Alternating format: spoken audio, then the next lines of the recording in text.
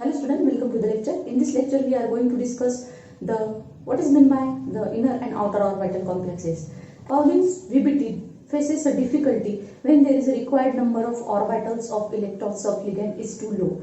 So to overcome this difficulty, Pauline's VBT theory has deduced the inner orbital and outer orbital complexes. So let's discuss what is meant by the inner and outer orbital complexes in detail.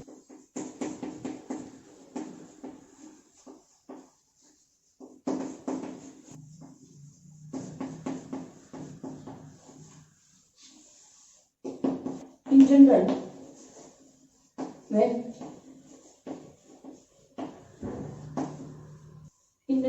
inner 3D n-1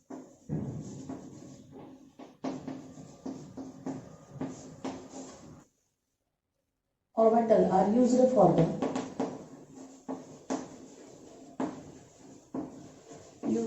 the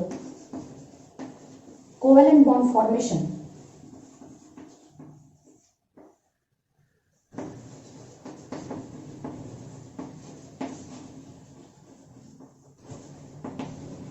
Complexes formed by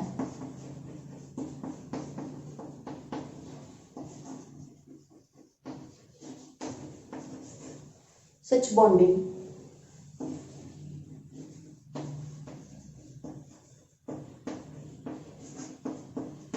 is known as or referred to as inner orbital complexes.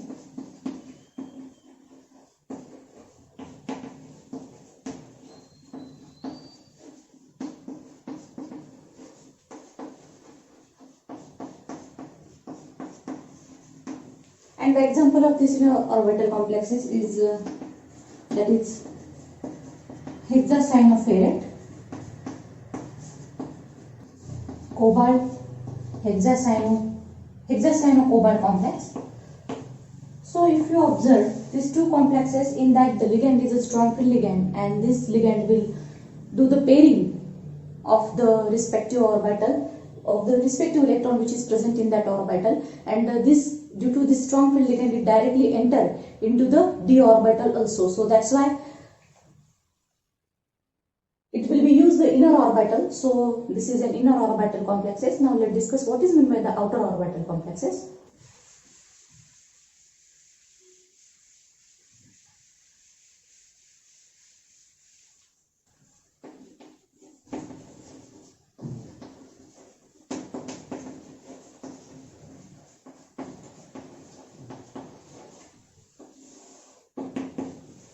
Now in some cases when inner orbital are not available, so to achieve the expected hybridization, the central metal atom may use the orbital, that is the 4D, NS, NP3 and ND2 orbital to achieve the expected hybridization. So these complexes is known as the outer orbital complexes. So we can find that in some cases when inner orbital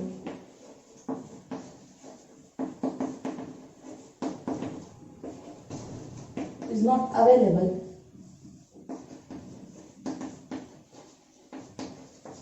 to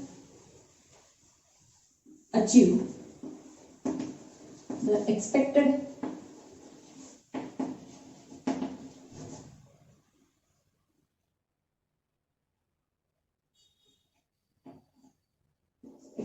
hybridization,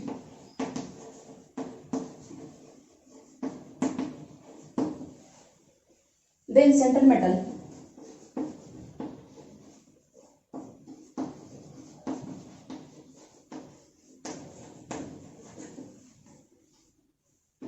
and use 4D, NS, NP3, ND2 orbitals for bonding such complexes is is known as outer orbital complexes.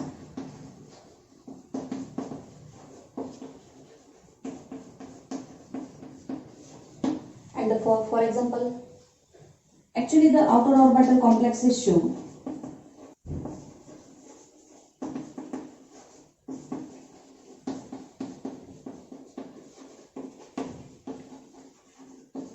sp3 due to hybridization.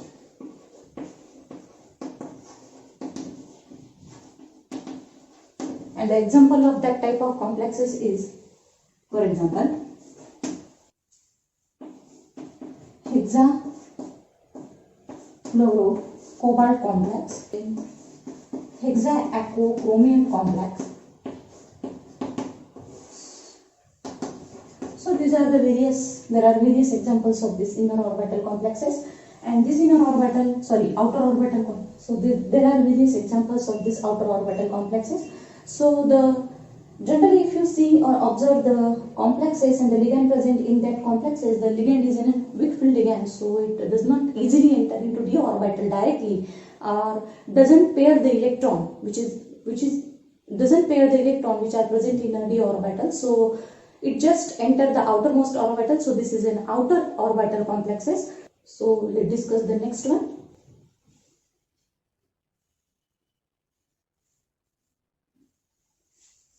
Now next, that is an electroneutrality principle.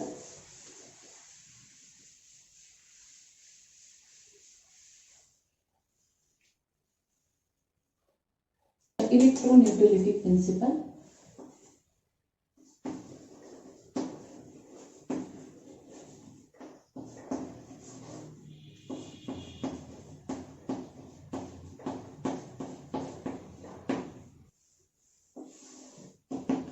Electroneutrality principle, the new concept was developed by the Pauline's VBT theory, that is an formal charge.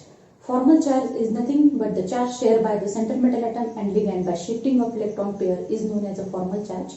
So let's discuss what is the formal charge, and again he developed the formal charge. He developed the concept of formal charge in new way. Let's discuss.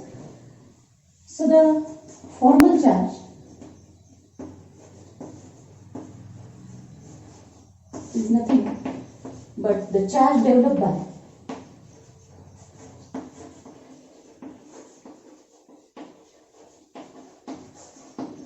central metal atom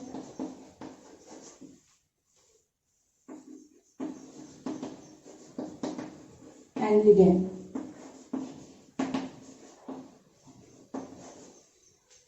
By shifting or sharing of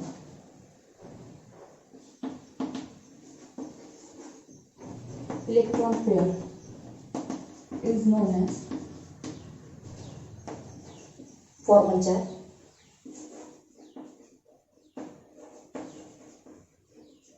For example, there is a complexes of hexaquoferrate complex. So here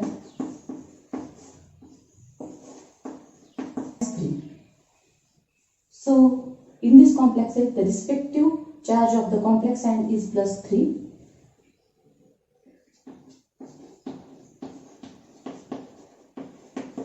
The formal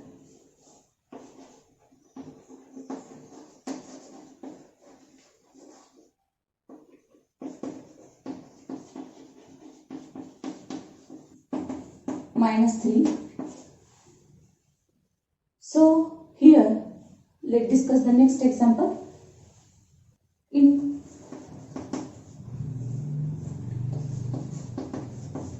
hexaquoferrate complex, the formal charge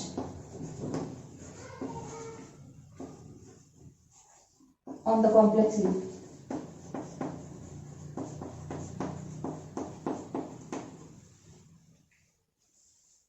is -4. Formal charge can be obtained by subtracting the original charge on the central metal atom and the total number of electrons shared between the central metal atom and ligand atom. But this calculation is not suitable or not fitted with all complexes. So to overcome this problem, Pauline's define electroneutrality principle. So what is the electroneutrality principle? Let's discuss.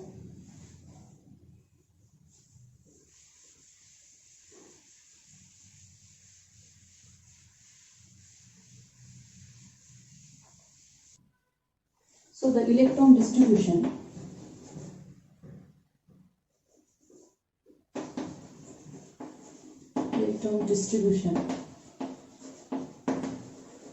in the complex molecule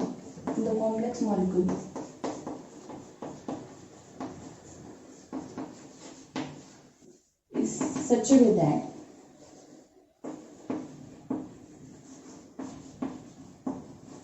the residual charge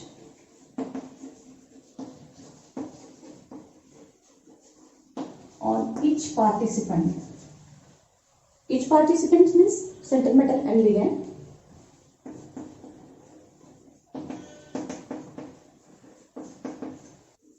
involved in bonding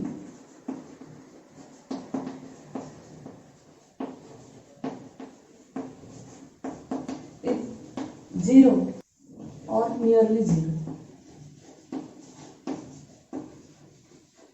The same example we can take, that is a hexacyanoferrate complex. Here it is assumed that the Fe-CN bond is 100%. In these complexes, here the Fe-CN bond is 100% covalent, and whatever the charge on the center metal, here the Fe-CN bond, that is a Fe ligand bond, is 100% covalent, and the formal charge of that complex is a -3. To neutralize this charge, the metal should accept the 3 electron pairs from the 6 ligands. So for that, each cyanide must give half electron to the, so the metal gets converted into 100% ionic. So here the character of that complexes is a 50% ionic and 50% covalent. So this is a clear concept is introduced by this Pauline's formal charge concept. So this is all about the formal charge introduced by the Pauline's VBT theory. So we will stop here. In next lecture we are going to discuss what are the limitations of VBT. Thank you.